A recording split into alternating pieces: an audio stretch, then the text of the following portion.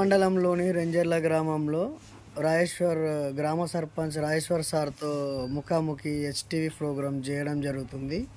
మన ఊరు మన లీడర్ అనే ప్రోగ్రాం. సార్, మీరు ఈ 5 ఏళ్ళు గ్రామానికి చేసిన అభివృద్ధి ఏమిటి కొంచెం చెప్పగలుగుతారా? తప్పకుండా. నా పేరు రాజారెడ్డి, రెంజర్ల సర్పంచ్, మన గ్రామం రెంజర్ల.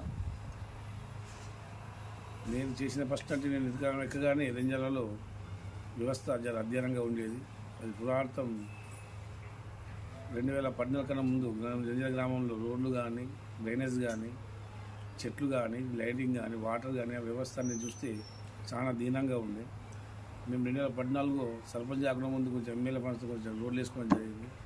దాని స్ఫూర్తిగానే రెంజర్ల గ్రామ ప్రజలు నన్ను మళ్ళీ సర్పంచ్ ఎన్నుకోవడం. 2019లో ఎన్నుకున్న తర్వాత నేను గ్రామ పంచాయతీ మొదటిసారి పోయినప్పుడు గ్రామ పంచాయతీలో చైర్లు కానీ, దాని బాత్రూమ్ కానీ, కరెంట్ కానీ, లైటింగ్ కానీ ఏమీ లేకుండే.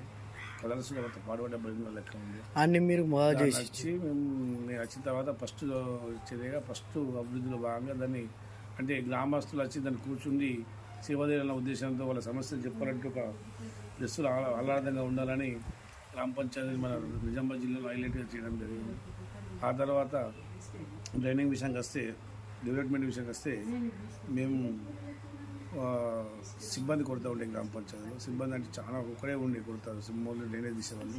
వాళ్ళు ఒక 5 మంది పెంచుకోవడం జరిగింది. పక్క వెళ్ళి చెట్ల నుంచి సిబ్బందిని పిలిపించి జీతాలు మాట్లాడి మా జీపు నుంచి ఎక్కువ 500 ఎక్కించినా సరే అని మన నుంచి గ్రామాన్ని శుభ్రం చేసడం జరిగింది. అంతకుముందు ఉన్న సర్పంచ్ ఏం పట్టించుకునేటోడు కాదు.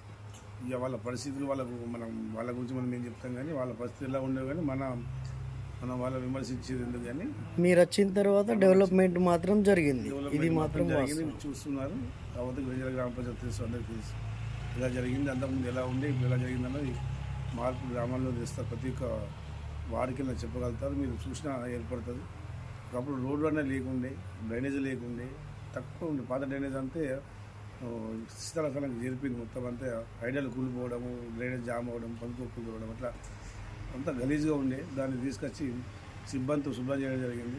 అందులో నా సొంత ట్రాక్టర్ హరితార కార్యక్రమంలో శుభ్రత చేయాలంటే గ్రామాల్లో నీట్గా ఉండాలంటే నా సొంత ట్రాక్టర్ని ఒక 3 నెలలు పెట్టడం జరిగింది. సస్యభారతి భాగంగా గ్రామ పంచాయతీ ఊళ్ళో చెత్త సేకరణ కోసం.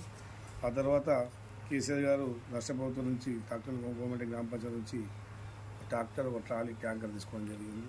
అట్లా సుమారుగా 12 లక్షల నుంచి పాఠశాలలు, అంగన్వాడీ కేంద్రాలు, హాస్పిటల్స్ పరిశీలించారా సార్ ఎప్పుడైనా? అంటే ఇట్లా చూసిన అంగన్వాడీ టీచర్లను కానీ అప్పుడప్పుడు అబ్జర్వేషన్ మా దురదృష్టం ఏంటంటే అంగన్వాడీ టీచర్లకు జాగలేకపోవడం, వాళ్ళ ప్రెస్ లేకుండా కిరాయి నడిపించినప్పుడు అప్పుడప్పుడు మేము పోయి మ్యాట్రీ చేస్తుంటే పిల్లలు వస్తున్నారు ఎలా ఏం చేస్తున్నారు, వాళ్ళకు అన్నం ఎలా పెడుతున్నారు, సూచనలు చేసేవాళ్ళము. కర్రీస్ ఎలా చేస్తున్నారు చేసేవాళ్ళం.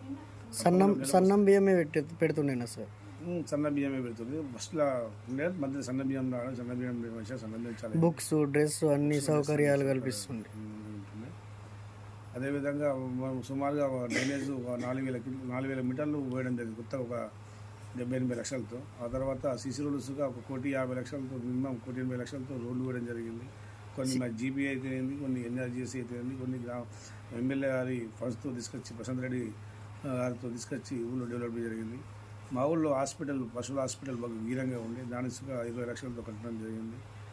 మన సిప్ సెంటర్స్గా లేకుంటే గ్రామ పంచాయతీలో అదే ఉంటుండే వాళ్ళకి ఇబ్బంది ఉంటుండే పిల్లలకు టీకాలు వేయాలంటే. దానిసుగా నేను 20 లక్షలు తీసుకొచ్చి మన ఊళ్ళోనే సెల్ఫ్ సెంటర్స్ ఏర్పడేసి ఆ బిల్డింగ్లో ప్రారంభించడం జరిగింది.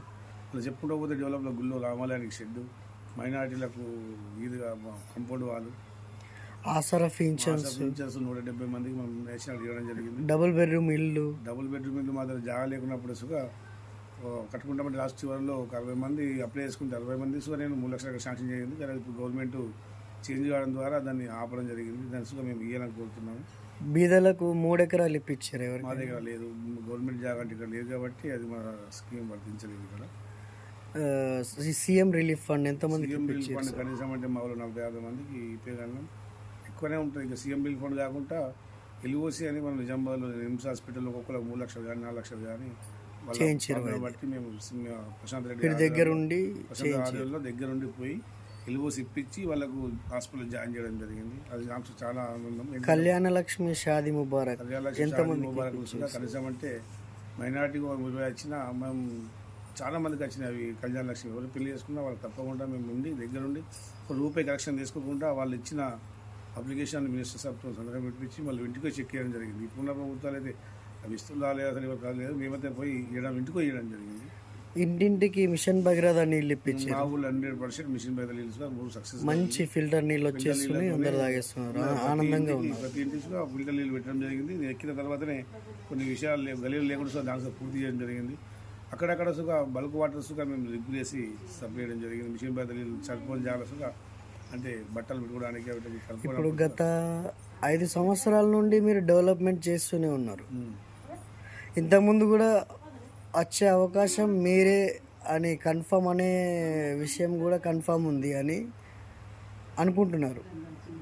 అది జనాలు నిర్ణయిస్తారు. మనం చేసే డెవలప్మెంట్ని బట్టి, మనం చేసే ప్రవర్తన బట్టి, మనం ఉన్న సేవను బట్టి, మనం ప్రజలను ఎలా నిలదీక్కున్నాం, వాళ్ళ సమస్యలు ఎలా పరిష్కరించినాం, వాళ్ళ కోసం ఎన్ని ఇబ్బందులు ఉన్నా ఎదుర్కొని పనిచేసినాం అన్నది అది ఫైనల్గా మనల్ని ఉండాలా అద్దా మళ్ళీ సర్పంచ్గా గెలిపించాలి అద్దా అన్నది గ్రామ ప్రజలు నిర్ణయిస్తారు. దానికి మనం నేనే అని గౌరవంగా చెప్పుకోవడానికి వీల్లేదు. ఎందుకంటే 5 సంవత్సరాలు ఫస్ట్ వాళ్ళు నమ్మకంతో గెలిపించారు. ఆ నమ్మకాన్ని ముందు చేయకుండా వాళ్ళకు సేవ చేసినామా లేదన్నది తుది నిర్ణయం ప్రజలదే ఉంటుంది. కాబట్టి ఆ ప్రజలు ఏ తీర్పిచ్చినా ప్రజలు ఎలా మొదలుకోకుండా ఉండాల్సింది.